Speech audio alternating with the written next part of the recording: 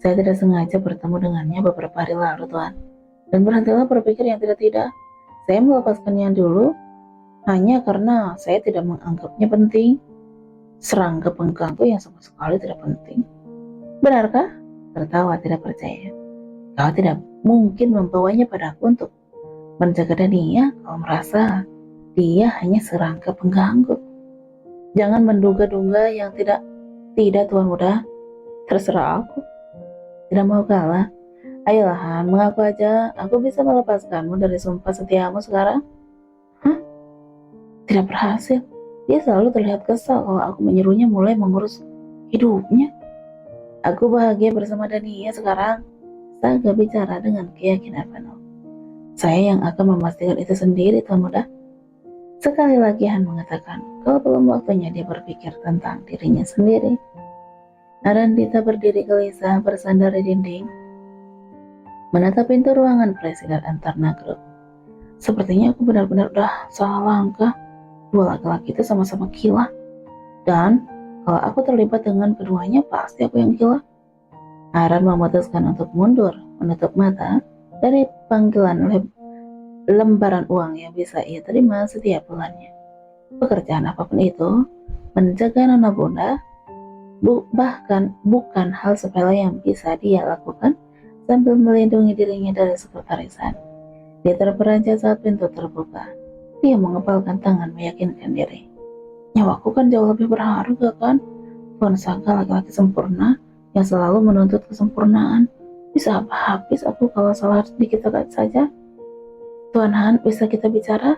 Ragu. Kenapa? Saya sepertinya tidak bisa melakukan pekerjaan ini. Maaf. Berteriak keras sampai staf sekretaris langsung melirik. Pekerjaan ini sepertinya tidak cocok untuk saya. Apa kau sedang main-main denganku? Han mendorong tubuh Aaron sampai membentur tembok. Bukankah kau tahu, aku tidak pernah bercanda kalau berurusan dengan Tuan Muda? Maaf Tuan, habislah aku. Saya takut tidak bisa melakukan dengan sempurna seperti yang Tuan Saga katakan tadi. Han menjengkram kerap baju yang dipakai Arandita. Tuan berjanji tidak akan memukul saya kan? Mengingatkan syarat yang sudah disetujui Han. Memukulmu? Siapa yang memukulmu? Aku hanya menyudutkanmu ke tembok dan menarik kerah bajumu. Lalu melepaskan tangannya.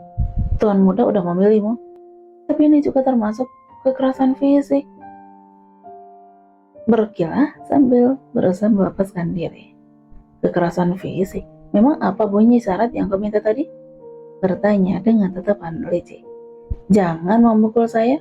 Sial, seharusnya aku memakai kalimat tidak ada kekerasan fisik secara umum. Kenapa aku bodoh sekali? Aran kelak-kelak lagi saat melihat bibir Han kembali menyeringai kemenangan. Ambil ini. Han menempelkan kartu di kening Aran. Pergi beli semua kebutuhanmu. Ganti penampilanmu. Jangan sampai nona muda kami merasa malu kau ada di sampingnya. Aran menatap kartu di tangannya. Apa saya bisa membeli apa saja yang saya butuhkan? Lupa udah tujuan mau mengundurkan diri tadi. Termasuk melunasi pinjaman keluarga saya di bank? Wah, berani sekali kau menyarankan itu. Menanyakan itu Arandita? Kalau kau berani, lakukanlah. Aku pasti tidak berani. Lebih baik berhutang di bank resmi daripada padanya. Kenapa kau bahkan jauh lebih banyak bicara dibanding Nona Dania? Tidak bisa kubayangkan kalau kalian bersama. Kalau kau mau jadi serangga lagi, lakukanlah. Sudah berjalan meninggalkan Aran. Apa? Kenapa bawa serangga lagi sih?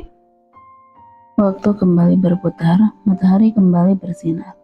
Di musim cerah seperti ini, langit pagi pun sudah berwarna biru terang. Kalau jadwal rutin biasanya, hari ini pasangan suami istri itu udah keluar kamar dan menikmati sarapan. Namun sepertinya hari ini tidak seperti biasanya.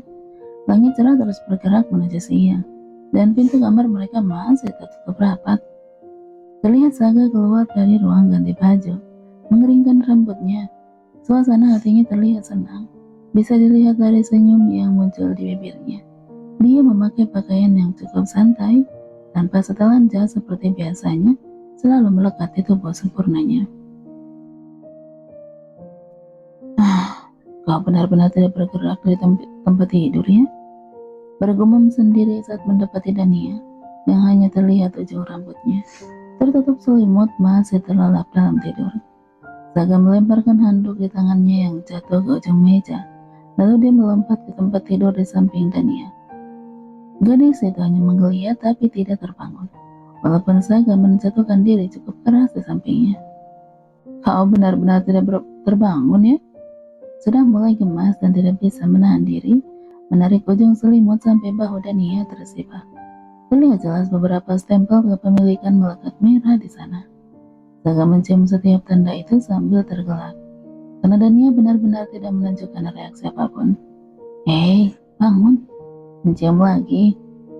Kau tidur jam berapa semalam? Sesiang ini belum bangun. Padahal karena siapa Dania sampai seperti itu, seharusnya tidak perlu ditanyakan. Sayang, Nia, sayang bangun. Saga berbisik di telinga Dania sambil tangannya melingkar memeluk Dania. Nia, sayang bangun. Atau kau ketinggalan pesawat nanti. Belum bereaksi juga, akhirnya Saga mencium leher Dania sampai mencipta tanda merah untuk kedua kalinya. Mulai menggeliat, terdengar arangan kecil, terdengar auman dari mulutnya, kemudian segera dia tutup dengan tangan saat tahu Saga terbaring di sampingnya. Hei, bangun. Jam berapa sayang? Manggil ia sambil memastikan waktu dengan melihat jendela. Terperanjat karena di luar sana udah terang benderang. Matahari pasti udah lama naik. Maaf, aku terlambat ya. Kenapa belum siap-siap? Tidak bekerja? Deretan pertanyaan muncul saat melihat baju yang dipakai Saga. Hari ini libur. Enaknya presiden bisa semaunya bekerja. Saga hanya bereaksi dengan mempererat pelukannya. Lihat, dia yang minta orang bangun. Giliran udah bangun, malah didekap saat itu. Bukannya melepaskan diri Dania, ikut larut bermalas-malasan juga, sambil menggeliat dan membenamkan wajah di dada suaminya. Sayang, aku bermimpi barusan. Mendongakkan kepala yang langsung disambut kecupan lembut di keningnya. Apa? Tanganmu tuanku, disikat tanganmu. Kau memanggilku sayang dengan sangat manis di telingaku. Saga tergelak lalu mencium pipi. Dania, kau pasti benar-benar bermimpi. Bangun dan mandi sana. Han pasti udah menunggu di bawah. Menggeser tubuh lalu bangun. Kalau dia tetap berbaring dan memeluk istrinya, bisa jadi jadwal keberangkatan bulan madu akan tertunda. Semua agenda yang disusun Han akan mundur. Aku benar-benar cuma mimpi ya tadi. Aku pikir dia akan mengaku kalau memanggilku sayang. Dasar. Mengaku aja sih, biar aku senang. Sayang, menarik ujung lengan Saga yang sudah duduk di tepi tempat tidur. Apa, bangun sana? Mau aku makan lagi? Dania merangkul sambil menggelengkan kepalanya. Panggil aku sayang dulu. Nia sayang, aku baru bangun. Dania tertawa sendiri sambil menutupi mulutnya. Panggilan yang tidak terdengar di mimpi terdengar sangat manis. Dan dia ingin merasakan debaran itu secara nyata. Belum bangun juga dari mimpi kamu ya? Tertawa, meletakkan tangan di ujung selimut yang dipakai Dania melindungi tubuh pelasnya. Kamu benar-benar mau mengajakku tidur lagi ya? Menarik selimut. Tidak, langsung sigap mempertahankan helaian kain pelindung di tubuhnya. Hei, Saga, panggil aku sayang dulu. Dania tertawa sambil tetap mempertahankan selimutnya. Wah, mulai kurang ajar ya. Saga melepaskan sandal yang udah dipakainya dan naik ke atas tempat tidur. Nia sayang, kau mau aku mulai dari mana? Tidak, aku cuma minta dipanggil sayang, tidak mau yang lain. Bangun dari tempat tidur dengan selimut sudah berpindah ke tangan Saga. Tapi dia berhasil lari dan masuk ke ruang ganti baju. Aku mencintaimu, teriaknya langsung menutup rapat pintu. Sementara Saga tergelak sambil menjatuhkan tubuh ke atas tempat tidur lagi, mencium selimut yang dipakai Dania tadi. Hei, Saga. Kurang ajar sekali aku. Tapi kenapa itu menyenangkan ya memanggilnya begitu? Aku ingin memanggilnya begitu sesekali. Dania melihat bayangan di kaca saat mengeringkan rambut. Merasa dicintai itu benar-benar memunculkan perasaan yang berbeda. Dengan situasi saat kita mencintai, dia merasa senang sekaligus berbunga secara bersamaan. Makin hari perasaannya semakin tumbuh dengan kuat. Dania mengintip di balik pintu ruang ganti setelah selesai mandi dan ganti baju. Masih mendapati Saga terlentang di atas tempat tidur sambil menatap langit-langit kamar. Tidak tahu apa yang dipikirkannya. Kenapa dia masih di atas tempat tidur sih? Kalau dia membalasku gimana? Sayang, memang kamu mau kemana? Kenapa sampai tidak berangkat kerja? Aku boleh pergi ke ruko kan? Belum keluar dari ruang ganti baju, yang di atas tempat tidur diam tidak menjawab. Mau tidak mau Dania keluar juga akhirnya. Sayang, hah? Iya, aku lupa semalam belum membicarakan kepergian. Rela, aku kan meminta bawa mobil sendiri lagi. Mendekati tempat tidur sambil berpikir, memutar otak dengan cepat, bagaimana memilih kata yang paling tepat. Dia tidak mau kalau permohonannya terdengar seperti rengikan. Karena kalau jelas-jelas dia meminta bawa mobil sendiri, kecil kemungkinan kalau Saga akan meloloskan permintaan itu. Dan ia masih yakin kalau suaminya selalu senang kalau melakukan sesuatu yang tidak dia sukai. Sayang, aku boleh ngomong bahas tentang Lela. Nia, sayang, kemarilah. Tangan Saga terangkat. Dia menggoyangkan tangannya berulang. Isyarat agar Dania mendekati tempat tidur. Aku tahu kau tidak akan mengampuniku semudah itu. Kenapa aku cari perkara minta dipanggil sayang segala sih? Nia, suara Saga terdengar setengah berbisik. Iya, aku datang. Dan kegiatan bulan madu benar-benar mundur dari jadwal. Aku lapar. Dania melingkarkan tangan di lengan Saga sambil menyeret kakinya. Mau aku gendong? Tidak, terima kasih. Tidak tahu harus membayar dengan apapun. Kalau sampai tuan muda ini menggendongnya menuruni tangga. Sayang, hari ini kamu mau kemana? Bertanya lagi. Karena Lela udah berhenti, apa aku boleh? Kita akan berangkat bulan madu. Jawaban Saga udah membungkam Dania untuk bicara tentang Lela lebih lanjut. Hah? Bulan madu? Sekarang? Menghentikan langkah. Sekarang? Iya, sekarang. Apa-apaan dia? Kenapa mendadak begini? Aku bahkan belum menyiapkan apapun. Dania bahkan tidak memikirkan atau belum memikirkan apa yang harus dia bawa.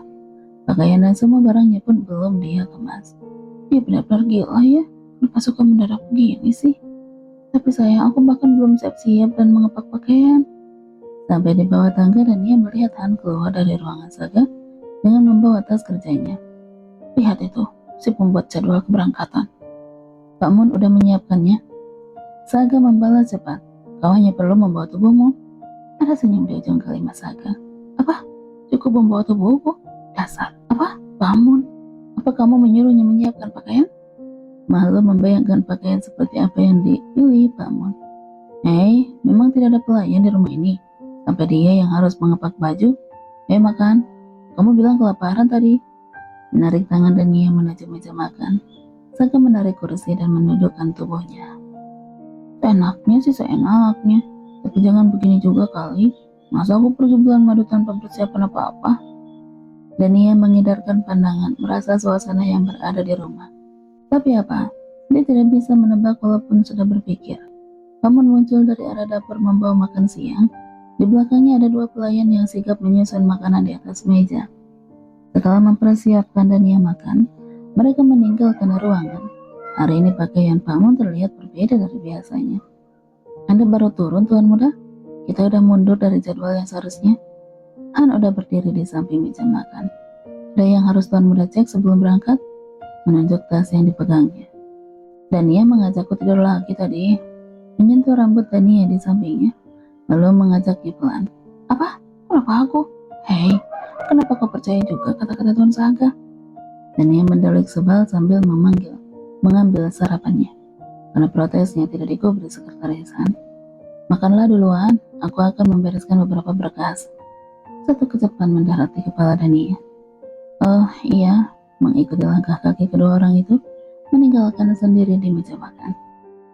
Han yang berjalan di belakang Saga menoleh, berdecak sambil menggelengkan kepala menatap Dania penuh arti.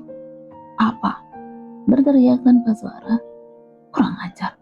Masih sempat-sempatnya dia meledek.